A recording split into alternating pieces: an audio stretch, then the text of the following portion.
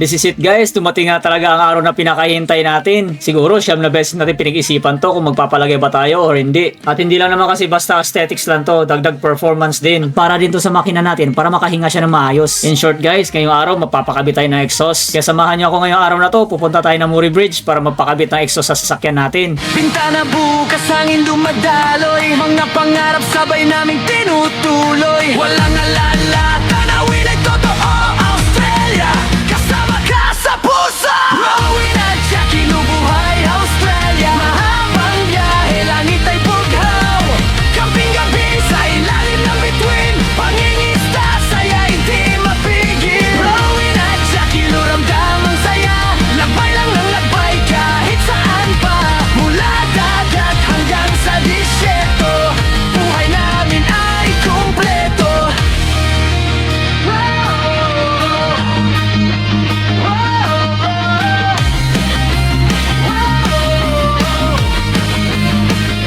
Liwanag ng apoy sa tahimik na gabi, huni ng alon kay sarap pakinggan lagi. Agis na linya abang may huli, simpleng buhay sapat na lagi.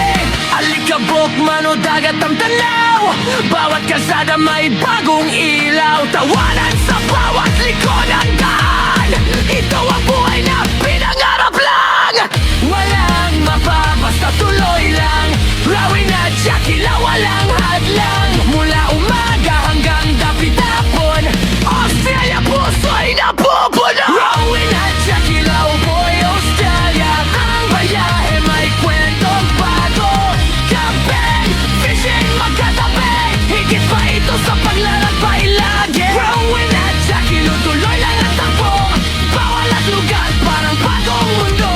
Suzuki, Honda, malaya ang galaw. Ganito ang buhay, walang kabantay.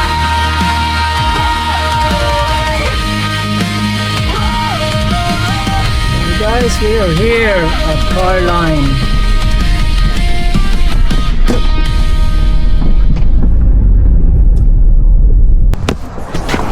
Alright, Cool. Thanks, Matt. alright. Just push my seat a little bit. Yep. Backward. Yep.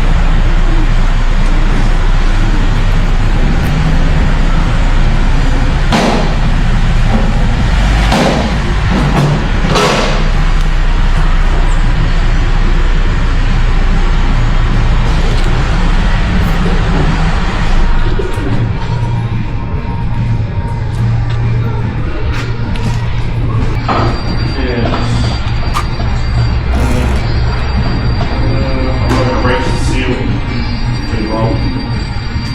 Coming up on the side.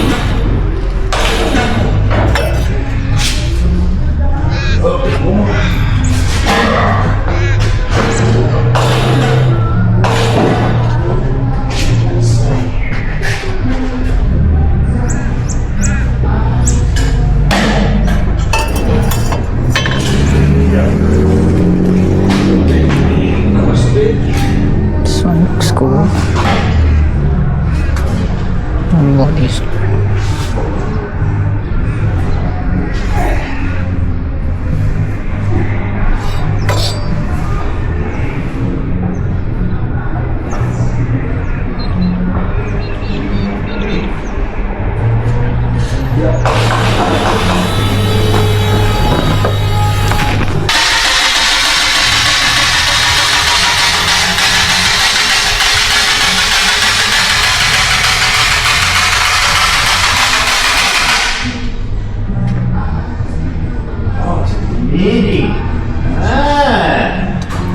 How was it?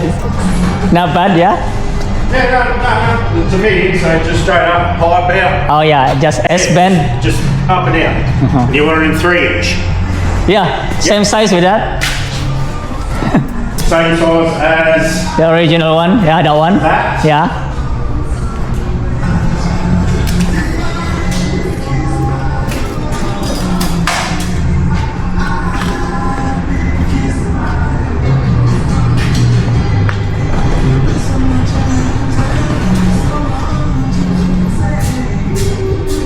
Two and a half. 2.5.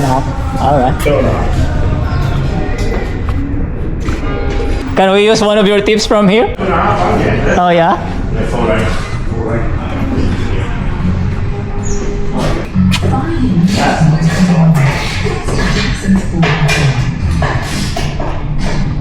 14. Looks too small. What about the other one? Maybe this one. It was too small. Yeah, Double that, tube. that one will fit. Oh yeah, I'll go for this one. Yeah. But this one looks clean because it's like a double. Yes, Yeah, yes. but I can make this one fit. It's just I'll have to weld on the outside. a bigger bit. Yeah, weld on the outside.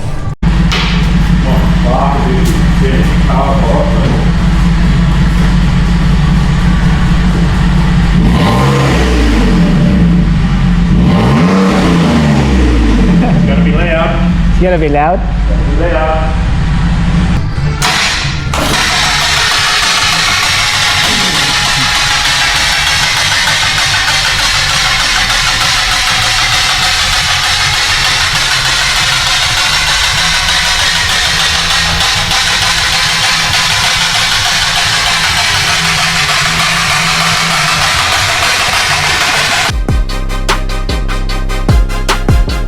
At this time, inangat na nga nila yung sasakyan natin at tinanggal na yung lumang exhaust. Hindi ko na sila binidyohan na malapitan para hindi ko sila maabala. Dito rin kasi sa Australia, isa sa mga rules nila yung mag-abalahin yung mga gumagawa. Kasi per oras ang bayaran dito. Kaya pag inabala mo sila, tatagal yung trabaho nila. Tsaka may mga next booking pa sila. At ang pinakamahalaga dyan yung safety. Kaya iniiwasan nila na lumapit yung mga customers habang nagagawa sila. Okay na rin to. At least nakikita natin yung mga ginagawa nila. At least may idea tayo kung anong nangyayari o paano nila ginawa. Unlike sa mga ibang shop, meron silang customers lounge. Kaya doon lang talaga kita tambay. Tatawagin na lang kayo pag tapos na yung pinagawa ninyo.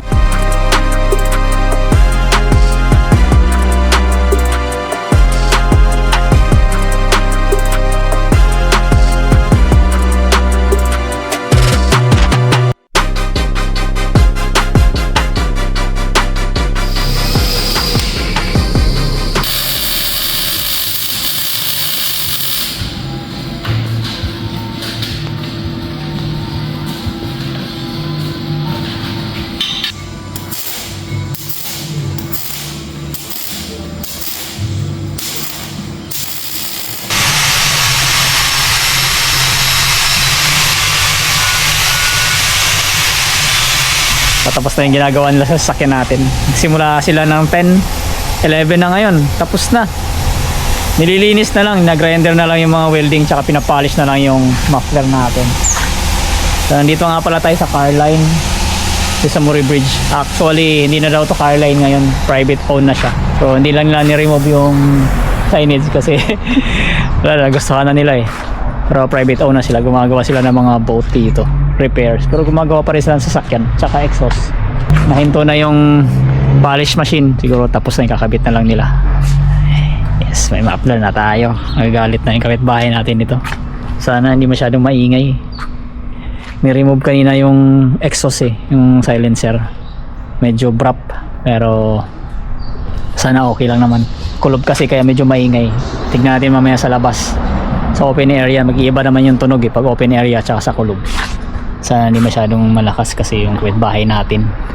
Gagalit sa madaling araw pagpapasok tayo. Hintayin lang natin siguro less than an hour, may baba na nila sa hoist yung sasakyan natin. Then uwi na muna tayo o kakain muna tayo, din hahanap tayo ng space para i-testing natin, parinig ko sa inyo. Balik muna tayo sa loob.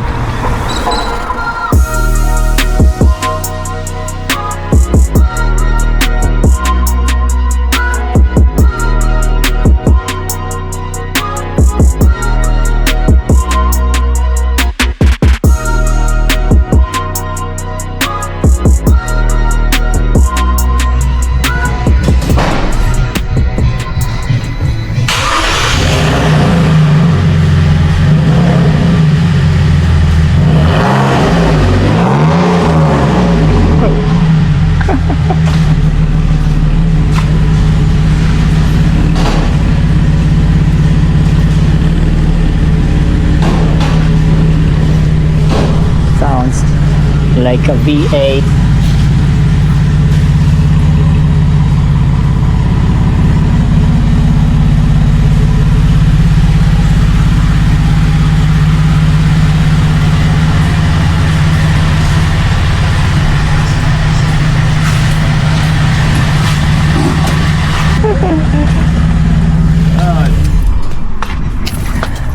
Yeah, it's beautiful. No way, you happy then? Yeah. Cool. Looks stock. When you look outside, looks clean. That the one or? On both sides, I cannot fit in all.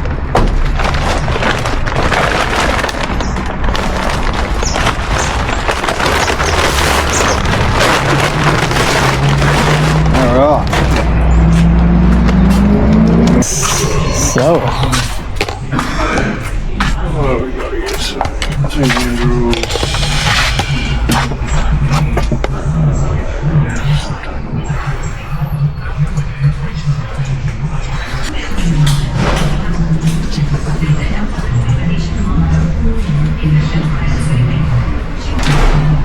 Alright, so I've broken it down so you can see what I've done. So,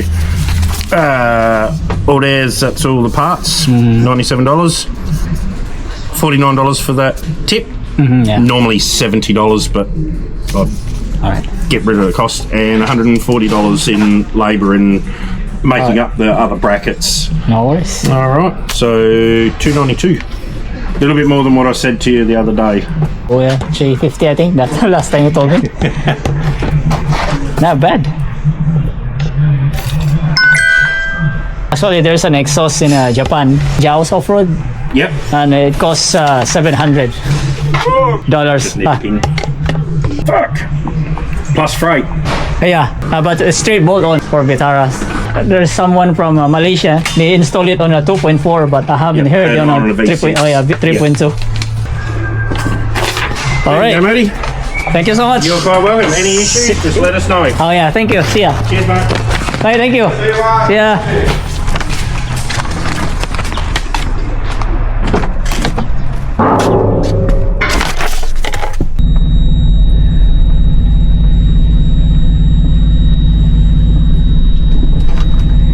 So tayo guys. What time is it? 11:33.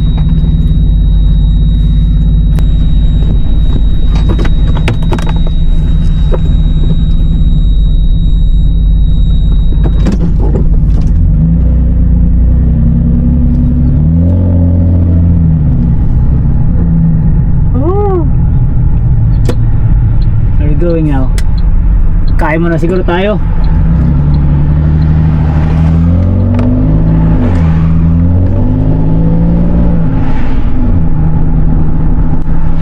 Not bad. Masyadong malakas, huwag mo lang didiinan. Normal lang, may ano siya, rumble sound. Pag diniinan mo to, ano nang prop. Not bad. Just naririnig ko na yung tunog ng makina. Kaya mo na siguro tayo dito sa KFC. Medyo gutom na.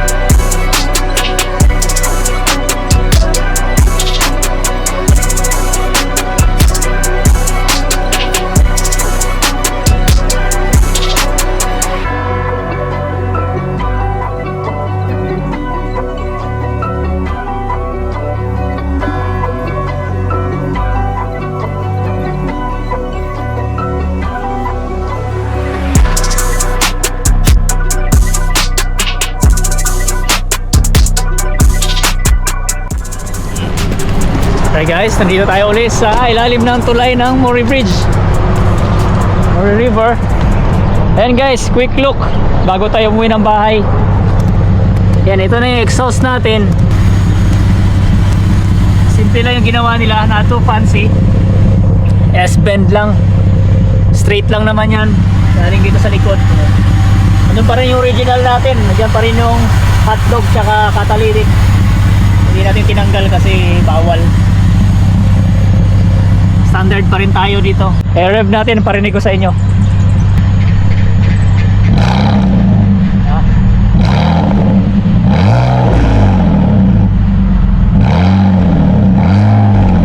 3,000 RPM.